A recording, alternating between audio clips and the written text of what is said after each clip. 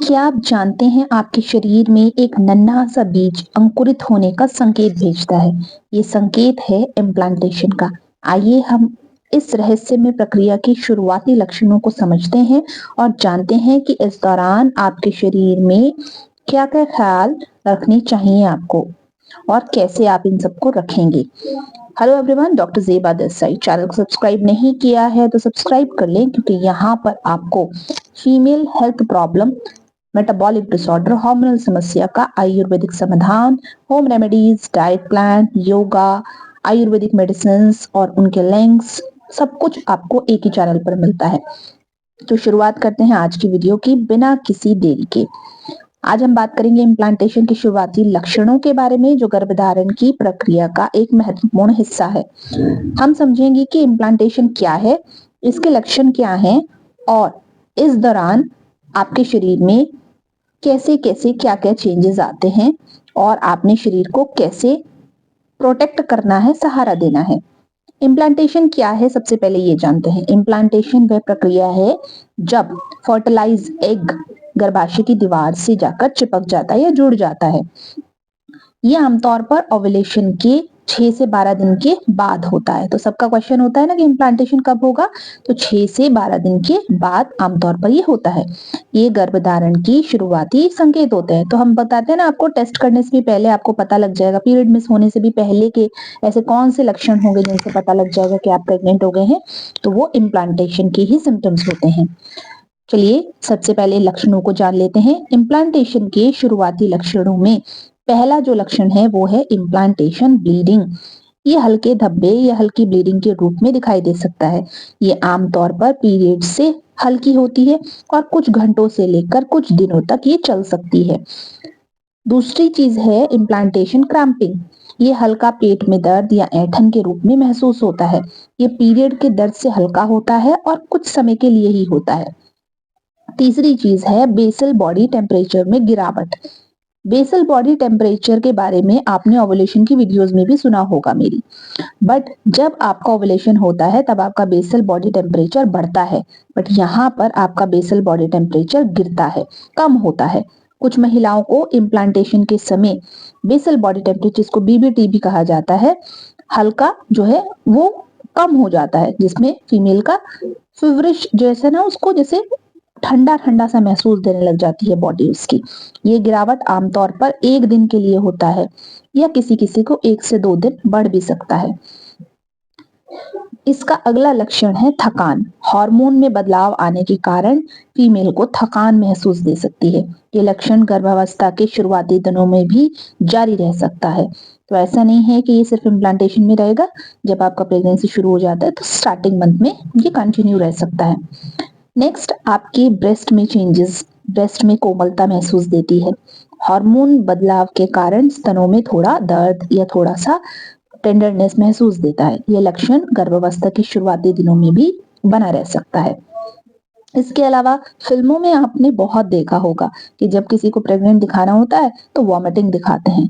तो वॉमिटिंग या मतली जैसा, या वॉमिटिंग होती नहीं है बट ऐसा लगता है कि वॉमिटिंग हो जाएगी, कुछ महिलाओं में हल्के मतली का अनुभव भी हो सकता है। ये लक्षण आमतौर पर सुबह के समय पर होता है। इसके अलावा बार बार पेशाब का आना। हार्मोन जब शरीर में बदलते हैं, इसके कारण बार बार पेशाब आने की इच्छा हो सकती है। इसके अलावा मूड स्विंग्स की कंडीशन भी आ सकती है। हार्मोन बदलाव के कारण आपको बार बार जो है मूड स्विंग्स हो सकते हैं। कभी गुस्सा आएगा, कभी खुश रहने का मन करेगा, कभी अचानक से रोने का मन करेगा। तो ये सारे बदलाव हो सकते हैं। इसके अलावा कई बार आपको खाने की जो चीजें आपको पसंद भी नहीं है, अचानक से क्रेविंग्स हो सकती हैं। तो ये भी एक हिस्सा है इम्प्लांटेशन के सिम्टम्स का। तो ये तो हमने सिम्टम्स जान लिए हैं। अब जानते हैं घरेलू उपचार। घरेलू उपचार को करना जरूरी है, इनको जरूर ध्यान रखें ताकि आपका इम्प्लांटेशन फेलियर ना हो।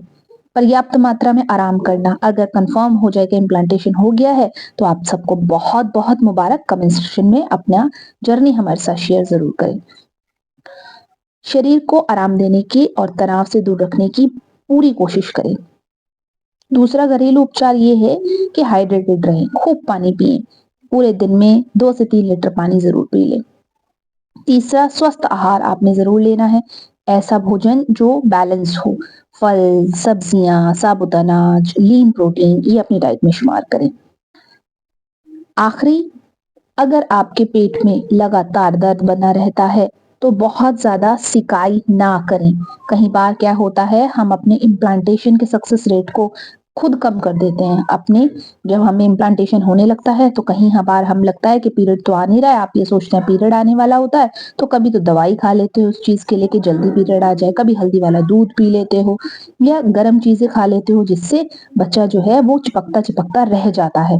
तो ऐसी गलती आपने नहीं करनी है, सिकाई नहीं करनी है, हॉट पैक नहीं लगाना है, बल्कि इसको कंफर्म करें और कंफर्म होने के बाद आपने डॉक्टर से जांच कराएं जरूर से। आहार में फॉलिक एसिड जरूर इंक्लूड करें। पूरी प्रेगनेंसी जर्नी में आयरन एंड फॉलिक की टैबलेट जरूर लें। Allopathic iron and folic tablet लेने से कई बार महिलाओं को, वैसे तो सरकारी अस्पताल में फ्री ऑफ कॉस्ट भी अब टैबलेट्स आपको मिल जाती हैं, बट आप ये टैबलेट्स जो हैं लोकली भी जाकर ले सकते हैं।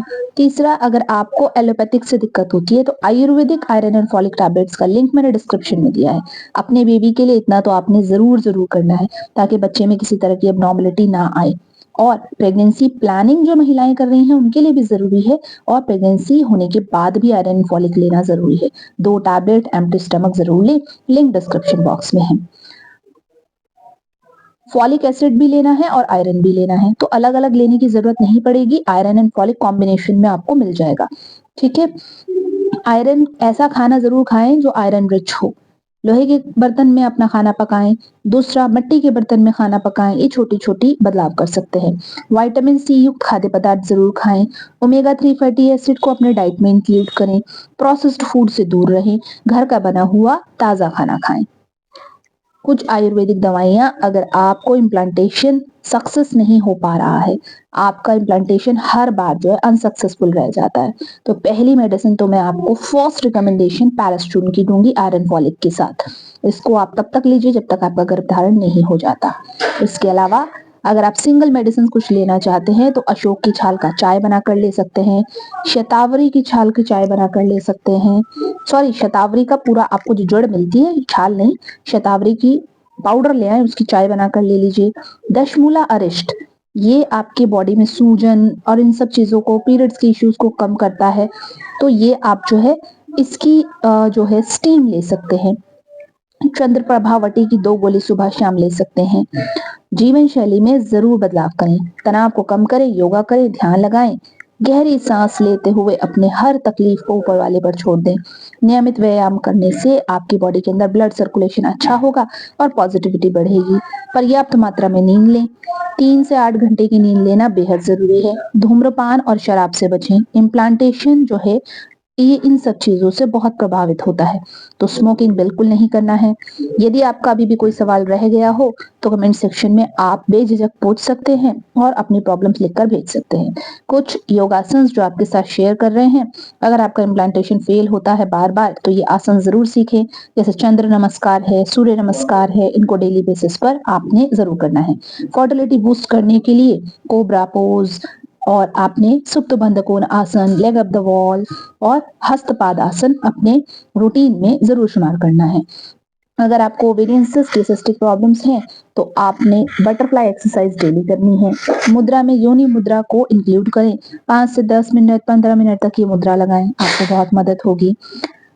आपको प्रेगनेंसी के दौरान भी और जब आप प्रेगनेंसी प्लान कर रहे हैं, चॉकलेट्स खाने का जब भी मन हो तो डार्क चॉकलेट्स का इस्तेमाल करें। डाइट का ध्यान रखें। डाइट अच्छी लोगे तो प्रेगनेंसी भी अच्छी गुजरेगी, और प्लानिंग कर रहे हो तो उसमें भी बहुत मदद होगी। इन छोटी छोटी बातों का आपने रखना है ध्यान, और हमेशा हेल्दी ईटिंग हैबिट्स का मतलब ये नहीं कि ओवर हेल्दी खाने लगे। आपने बैलेंस मील प्लेट लेनी है, और बैलेंस मील प्लेट से आपका सफर जो है वो अच्छा गुजरेगा। उम्मीद करती हूँ आज की वीडियो में आपने समझा होगा कि इम्प्लांटेशन से रिलेटेड आपका जो क्वेरी था वो क्लेरिफाई हुआ होगा। और इम्प्लांटेशन संबंधित ऐसी बहुत सारी वीडियोस हमने अपने चैनल पर ऑलरेडी अपलोड करी हैं, तो आप उन्हें भी देख सकते हैं। तो अब आपका क्वेश्चन तो नहीं रहा होगा, कोई कंफ्यूजन तो नहीं रहा होगा कि इम्प्लांटेशन के शुरुआती सिम्टम्स क्या होते हैं। तो जल्दी जल्दी से गुड न्यूज लिख कर भेजें अगर आपका इम्प्लांटेशन सक्सेसफुल हो गया है। Happy women's day to all. आप सभी को वुमेन्स डे की बहुत बहुत शुभकामनाएं। चैनल को जल्दी से करें सब्सक्राइब और ट्रीटमेंट के लिए अप्रोच कर सकते हैं।